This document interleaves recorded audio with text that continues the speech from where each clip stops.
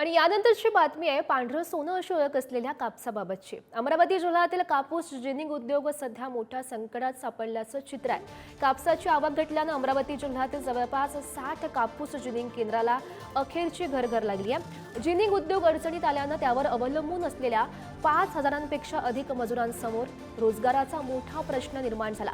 त्यातच आंतरराष्ट्रीय बाजारातही कापसाची मागणी घटल्यानं जिनिंग उद्योगाच्या अडचणीमध्ये अधिकशी भर पडली आहे। गेल्या वर्षीच्या तुलनेमध्ये यंदा कापसाच्या दरातही मोठी घट झाल्याचं पाहायला मिळालं। 2023 मध्ये प्रति क्विंटल 10 ते 11,000 रुपये असणारा दर यंदा थेट 6 ते 7 हजारांपर्यंत खाली आल्याचं पाहायला मिळालं। आज शेतकऱ्याचे खर्च भरपूर वाढले आहे। बियाण्याचा खर्च वाढला आहे, खताचा खर्च वाढला आहे, औषधीचा खर्च वाढला आहे, मजुराचा, खुरपणीचा, वेचणीचा सगळा खर्च वाढला आहे। आणि असं असताना शेतकऱ्याला 6-7 हजारापर्यंतचे भाव मिळत आहे आणि त्याचा लागलेला खर्चसुद्धा निघत नाही आहे। आणि त्याच्यामध्ये म्हणजे दिवसांदिवस निराशा येऊन राहिली की बाबा हा व्यवसाय करायचा तरी कसा करायचा, कारण निसर्गाची साथ नाही। राज्य शासनाच्या मागच्या वर्षीचा कापसाचा दर पाहता यावेळेस 6,500 रुपये खुल्या बाजारात किंमत मिळून राहिली। 6,500 ते 7,500 रुपये रेट इथे आहे।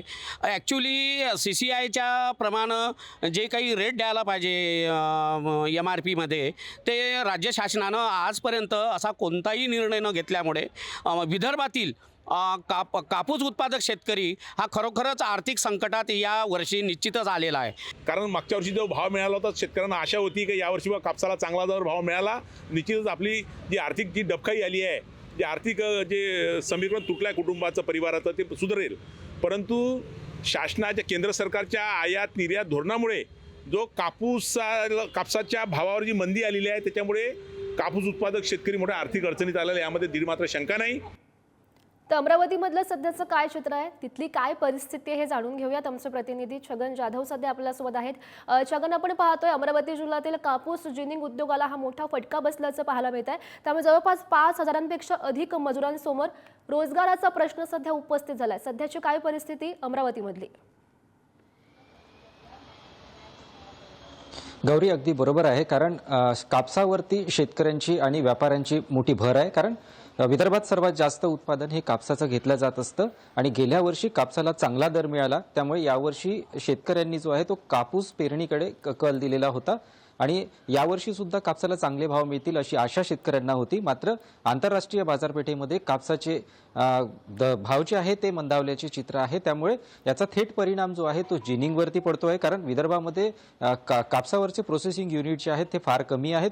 सरळ थेट कापूस जो आहे तो एकतर CCI मार्फत खरेदी केली जाते, तर नाहीतर मग जिनिंग प्रेसिंगच्या मार्फतच कापसाची खरेदी शेतकरी जे आहे ते आपला विकत असतात। आता या जिनिंग प्रेसिंगमध्ये ज्या पद्धतीने आपण बघतो आहे की जशा पद्धतीने कापसावरती मंदी आलेली आहे, तर त्याच पद्धतीने आपण दुसरीकडे पाहिलं तर त्या जिनिंगमध्ये काम करणाऱ्या कामगारांवरती आता उपासमारीची वेळ आलेली आहे। कारण 25% काम सध्या जिनिंगवरती सुरू आहे आणि त्यामुळे एकीकडे जर बघितलं तर कामगार जो आहे तो बेरोजगार होतो आहे।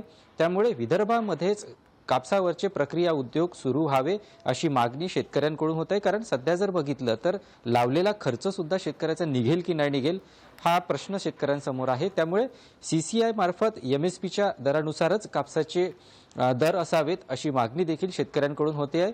आताच नव्याने मुख्यमंत्री म्हणून देवेंद्र फडणवीस यांनी शपथ घेतलेली आहेत आणि विदर्भामध्ये जास्तीत जास्त उद्योग आणण्याचा त्यांचा मानस आहे। त्यामुळे विदर्भात कापूस प्रक्रिया उद्योग जे आहेत ते सुरू व्हावेत आणि त्यामुळेच कापसाला दर चांगले मिळतील अशी आशा देखील शेतकऱ्यांकडून व्यक्त होत आहे। गौरी, हो, नक्कीच छगन, धन्यवाद दिलेल्या या सविस्तर माहितीसाठी।